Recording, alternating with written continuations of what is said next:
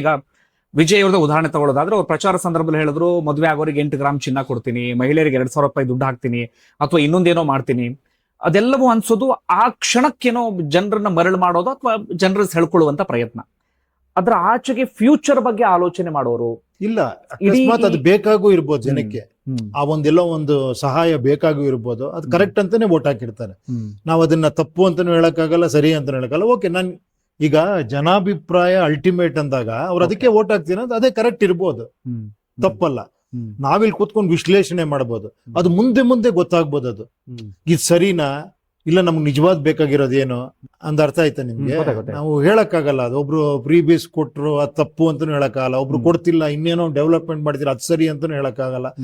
ಎರಡೂ ಕರೆಕ್ಟೇ. ಡೆವಲಪ್ಮೆಂಟು ಆಗ್ಬೇಕು, ಜನಕ್ಕೂ ಒಳ್ಳೇದಾಗ್ಬೇಕು, ಸಹಾಯ ಆಗ್ಬೇಕು, ಎಲ್ಲವೂ ಕರೆಕ್ಟ್. ಇದ್ರ ಮೇಲೆ ಇನ್ನೊಂದು ಯೋಚನೆ ಮಾಡೋದೇ ನೀವ್ ಹೇಳ್ತಿರೋ ಹೊಸದು ನನ್ನ ಪ್ರಕಾರ.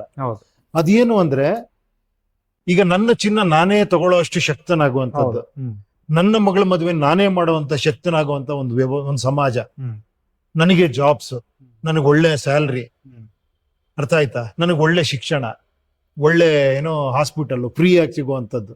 ಏನ್ ಹೇಳಿ, ಇಲ್ಲೆಲ್ಲ ಏನಾಗುತ್ತೆ, ನನಗೆ ನನ್ನ ದುಡ್ಡು ನನ್ನ ಹತ್ರ ಉಳಿತದೆ, ನಾನು ಟ್ಯಾಕ್ಸ್ ಕಟ್ಟಿರೋ ಮನಿನೂ ಕೂಡ ನಾನು ಆರಾಮಾಗಿ ಟ್ಯಾಕ್ಸ್ ಕಟ್ತೀನಿ. ಯಾಕಂದ್ರೆ ನನ್ನ ಮಕ್ಳಿಗೆ ಫ್ರೀ ಎಜುಕೇಶನ್ ಸಿಗತ್ತಪ್ಪ, ನಾಳೆ ನನಗೇನಾರ ಹೆಚ್ಚು ಕಡಿಮೆ ಗೌರ್ಮೆಂಟ್ ನೋಡ್ಕೊಳತ್ತೆ, ನಾನೇನು ಕೂಡಿಡ್ಲಿ ತಗೊಳಪ್ಪ ಅಂತ ಕೊಡ್ತೀನಿ ನಾನು.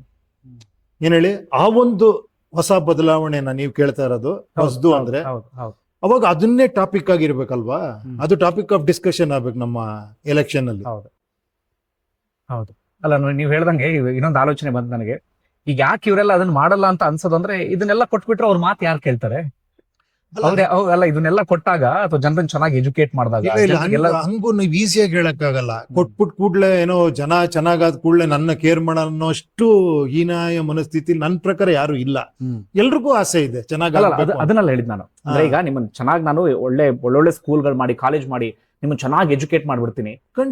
ಚೆನ್ನಾಗಿ ಎಜುಕೇಟ್ ಮಾಡಿದಾಗ ನಾನು ಈಗಿನ ಸಾಂಪ್ರದಾಯಿಕ ರಾಜಕಾರಣ ಇದೆಯಲ್ಲ, ಜಾತಿ ವಿಚಾರ ತರೋದು, ಧರ್ಮದ ವಿಚಾರ ತರೋದು, ಆ ರೀತಿ ನಿಮ್ಮನ್ನ ಮರಳು ಮಾಡಕ್ಕಾಗಲ್ಲ ಅಂತ ಹೇಳಿ. ಹಂಗಲ್ಲ, ನೀವ್ ಹೇಳ್ತಿರೋದ್ರಲ್ಲೇ ಕಾಂಟ್ರಡಿಕ್ಷನ್ ಇದೆ ನೋಡಿ.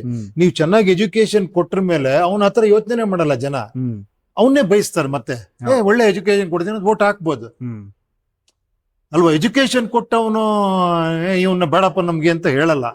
ಬಟ್ ಪ್ರಾಬ್ಲಮ್ ಏನು ಅಂದ್ರೆ, ಅಲ್ಲೊಂದು ಬೇರೆ ವಿಷಯ ಇದೆ. ನೀವು ಜಾಬ್ಸ್ ಕ್ರಿಯೇಷನ್ ಅನ್ಕೊಂಡು ಹೆಂಗ್ ಜಾಬ್ಸ್ ಕ್ರಿಯೇಷನ್ ಮಾಡ್ತೀರಾ? ಈಗ ಅಟ್ ಪ್ರೆಸೆಂಟ್ ಸಿನಾರಿಯಲ್ಲಿ ಹೆಂಗ್ ಮಾಡ್ತೀರಾ? ಅದ್ರ ಬಗ್ಗೆ ಚರ್ಚೆ ಆಗ್ಬೇಕಲ್ವಾ? ಯಾವ ತರ ಜಾಬ್ಸ್ ಕ್ರಿಯೇಟ್ ಮಾಡ್ಬೇಕು, ನಾವು ಹೆಂಗ್ ಇಂಡಿಪೆಂಡೆಂಟ್ ಆಗಿರ್ಬೇಕು ಈ ಪ್ರಪಂಚದಲ್ಲಿ. ನಾವು ಡಿಪೆಂಡ್ ಆಗ್ದೇನೆ ಸೆಲ್ಫ್ ಸಸ್ಟೈನ್ಡ್ ಆಗಿ ಇರುವಂತ ಪರಿಸ್ಥಿತಿ ಏನ್ ಮಾಡ್ಬೇಕು? ಇಲ್ಲಿ ತಜ್ಞರು ಬೇಕಾಗ್ತಾರೆ ಅಲ್ವಾ? ಇಲ್ಲಿ ಒಂದ್ ಸ್ವಲ್ಪ ಬ್ರೈನ್ ಸ್ಟಾರ್ಮ್ ಬೇಕಾಗತ್ತೆ. ಸೊ ಇದನ್ನ ಜನರ ಮುಂದೆ ಇಡಬೇಕಾಗತ್ತೆ, ಅದ್ ಅರ್ಥ ಮಾಡಿಸ್ಬೇಕಾಗತ್ತೆ ಅವ್ರಿಗೆ. ಅದ್ ಹೇಳ್ತಾರಲ್ಲ, ಏನೋ ಫಿಶ್ ಹಿಡಿಯೋದ್ ಕಲಿಸ್ತೀನಿ ನಾನು, ಒಂದು ಊಟ ಹಾಕಿ ಬಿಟ್ಬಿಡಲ್ಲ ಅಂತ. ಫಿಶ್ ಹಿಡಿಯೋದ್ ಕಲಿತ್ರೆ ಲೈಫ್ ಲಾಂಗ್ ಚೆನ್ನಾಗಿ ಬದುಕ್ತಾನೆ ಅಂತ ಅಲ್ವಾ? ಸೊ ಈ ಒಂದು ಸ್ಟೇಜಿಗೆ ನಾವು ಹೋಗ್ತಿಲ್ವಾ, ಅಥವಾ ನಮ್ಗೆ ಚರ್ಚೆಗಳು ಬೇಕಾಗಿಲ್ವಾ? ಹೊಸದು ಅನ್ನೋದು ಇದೇನಾ ಅಥವಾ ಇದೇನಾ ಹೊಸದು? ನೀವ್ ಹೇಳ್ತಿರೋದೇ ಹೊಸದ? ಅದ್ ನನಗೆ ಹಳೇದು ಅನ್ನಿಸ್ತಾ ಇದೆ. ಹೊಸದು ಅನ್ನೋದು ಇದೆ ಆಕ್ಚುಲಿ.